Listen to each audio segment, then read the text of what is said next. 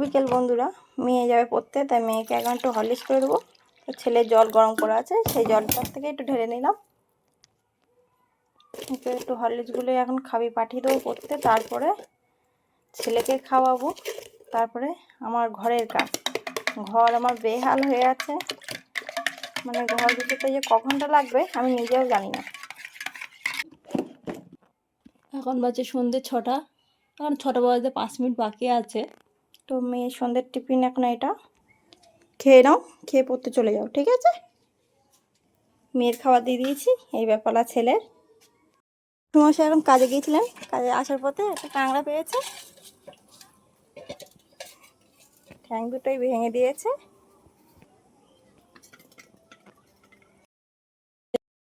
এই সেই দুষ্টু।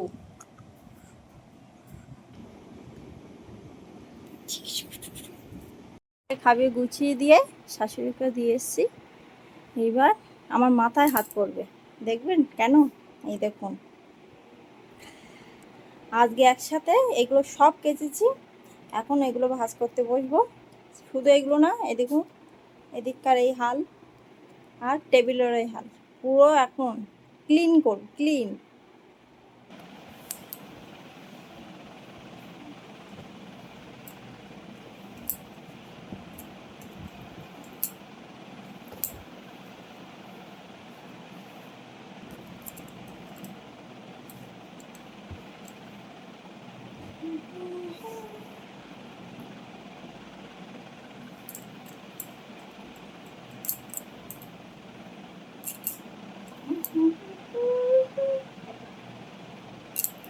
এগুলো সব আজই কেচে দিয়েছিলাম।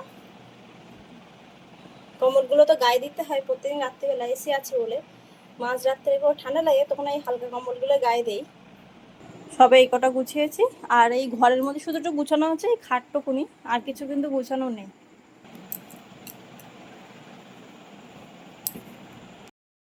এইগুলো সবাই ভাঁজ করা হয়েছে। এইবার যাব চা করতে, আমাদের সন্ধ্যের টিফিন চা।